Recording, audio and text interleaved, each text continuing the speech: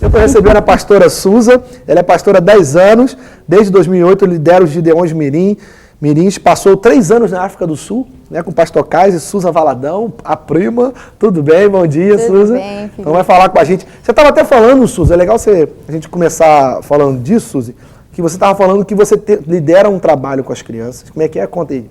Pois é, a gente está com os Gideões Mirins e o foco dos Gideões Mirins é exatamente isso, preparar as crianças para esse período da volta de Jesus. A visão dos Gideões é preparar a noiva para o encontro com o Cordeiro. E o preparo vem, como lá em Mateus Jesus fala, né? Orai e vigiai. Então vem através desse vigiar, desse abrir os olhos, desse entender os sinais, desse entender o tempo e orar. Então nós temos levantado um exército de crianças intercessoras que estão se preparando para a volta de Jesus mesmo. Já está levantando uma nova geração que já vai crescer com essa maturidade, né? Com esse pensamento. Eu estava até, Suzy, falando aqui com os pastores, né? Fiz a pergunta no outro programa, eu vou trazer de novo. A gente estava pensando o seguinte, será que também não faz parte, não é interesse, né, da grande, vamos dizer assim, da grande massa de liderança que a gente vê hoje no Brasil, né, preparar as pessoas para a construção de um reino celestial, para a construção de uma vida no céu, vamos dizer assim, né, de uma vida eterna. Não é melhor preparar esse povo para construir aqui na terra, né, ficar focado aqui. Por isso que eu não vejo mais pregação sobre a volta de Jesus, eu nunca mais ouvi. Né. Depois do dia que eu preguei na mocidade aqui, sei lá, 3 anos atrás, eu nunca mais participei de nenhum culto que alguém falou sobre isso, entendeu? Porque, né, o que você pensa aí, pastor Luiz Fernando? Eu entendo da seguinte maneira, o foco de encarar a vida mudou. De 40 anos para cá mudou, né? Os valores também mudaram. Então nós temos uma geração hoje, no pensamento de Henrique Rojas, que é um psicanalista espanhol, o homem hoje é light. Quando você pega um produto light, ele não tem gordura, ele não tem sódio, ele não tem nada. É totalmente light. O homem hoje é light, né? Ele não está preocupado muito com o conteúdo. Então é um sujeito que ele é consumista, ele é imediatista, não é? Assim por diante. Então, desse foco, a igreja entrou nesse vácuo do pós-modernismo que traz para a gente, que trouxe para algumas pessoas, a oportunidade de vender um produto, vou usar aqui linguagem de mercado, que enfoca o agora. Não está preocupado se o amanhã vai existir, se amanhã eu dou... Existe uma... Vamos tentar consertar aqui uma coisa. Existe uma possibilidade da pessoa viver o agora, porém focado, né, com um propósito. Viveu agora com um propósito. Poxa, eu vivo agora, mas a minha vida não é só isso aqui. Eu não posso construir relacionamentos e destruir relacionamentos, vidas e tudo mais, porque eu vivo agora só. Não, minha vida dura para sempre. Eu tenho a eternidade para viver.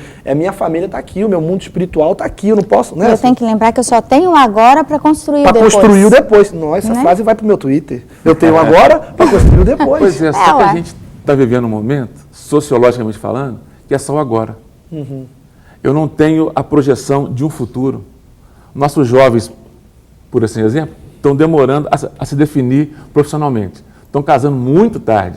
Isso é a realidade também do mundo lá, na sociedade. Né? Outra coisa, parece que os nossos jovens eles têm direito à felicidade a qualquer custo. E os pais têm que bancar isso. Aliás, essa palavra felicidade ela é parte do conteúdo da mensagem cristã. Mas eu acho que há um outro componente aliado a essa questão da modernidade de focar o prazer e o presente. Eu acho que nós ficamos só com a parte ruim da mensagem apocalíptica.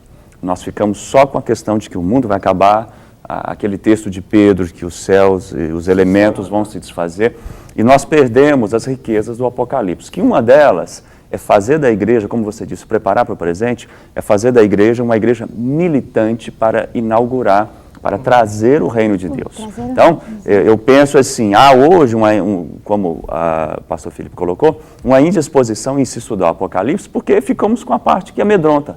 Mas uma parte que é fazer da igreja militante, que é aquilo que João alerta nas 7 cartas do Apocalipse, que é construir as 2 testemunhas, a igreja que é mártir, a igreja que está dando uma alternativa. Quando você coloca aqui o mundo hoje é light, a igreja precisa sempre dar a sua alternativa. Então nós estamos falando, é muito comum hoje, pela preocupação do meio ambiente. Onde que entra a igreja com a preocupação do meio ambiente se a gente está muito preocupado com o fim do mundo?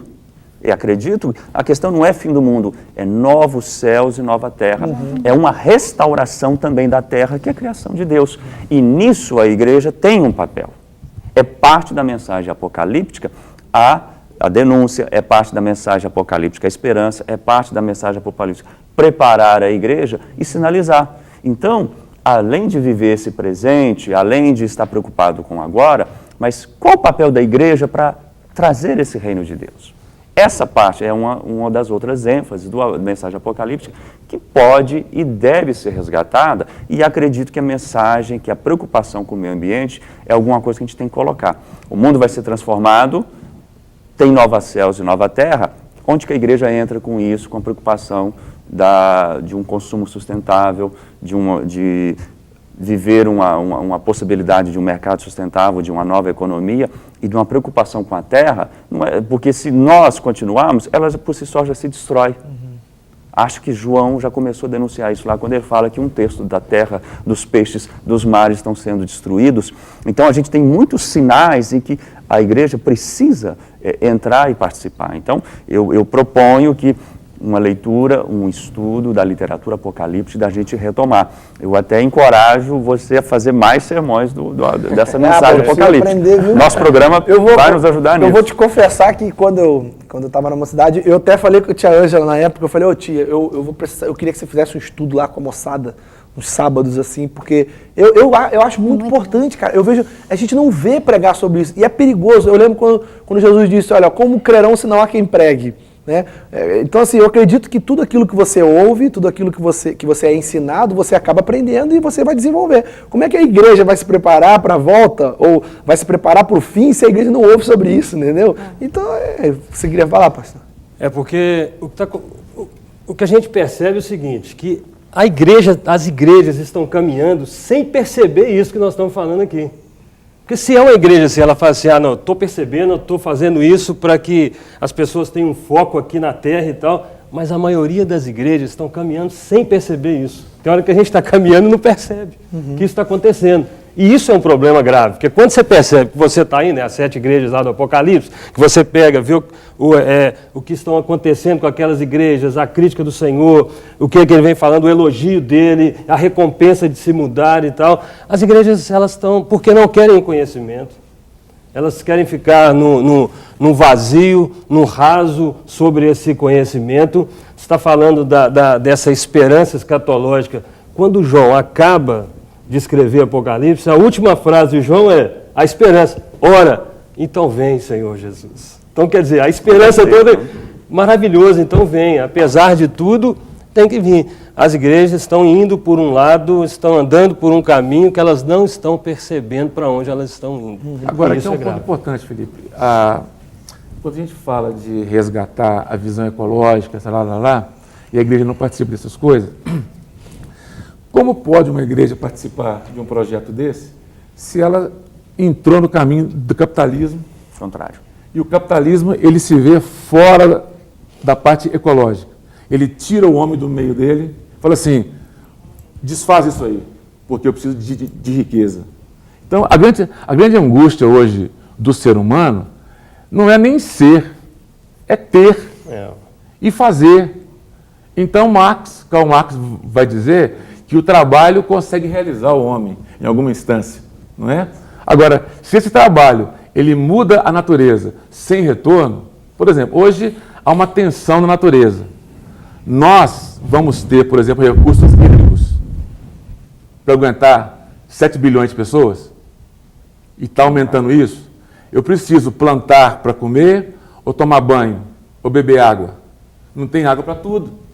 Então, o cristão, a igreja, perdeu o senso de mordomia. Quando Deus deu a Adão, falou assim, cultive esse negócio aí. Cuide disso. Nossa responsabilidade. Perfeitamente. Agora, como o cristão, a geração passada, julgou o cara para a eternidade, ele esqueceu o presente. Sim. A geração de hoje está no presente, mas esquece a eternidade. É a eternidade. Então, o cuidado que nós temos que ter, pastor Luiz, é o seguinte, eu já vi teólogos aí abraçando árvore, não é isso, entendeu? Eu vi o teólogo Leonardo Boff falar, abraça a árvore, que tal conceito, Quer dizer, não pode ser desse jeito também. Eu acho que isso faz parte... Abraço árvore. Abraço árvore, tipo assim, eu falo abraço árvore no sentido seguinte, peraí, agora tudo faz parte dessa visão aí que eu tenho que preservar. Essa preservação, ela faz parte de uma vida cristã, de uma caminhada cristã. E não que eu tenho que mudar meu foco agora e ficar aí... Eu acho que esse foco ele tem que ser ampliado. Lógico. É parte da vida cristã. Primeiro, nós somos mordomos.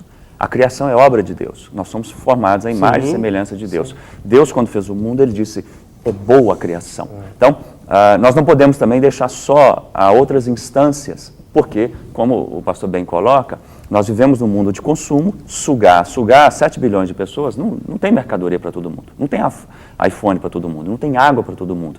Parte de nós. E quando nós nos negligenciamos da nossa mensagem, como se diz, se não pregarem, como crerão? Quando nós não pregamos, quem está pregando hoje, fim do mundo? É Hollywood, a ideologia maia, é o Nostradamus.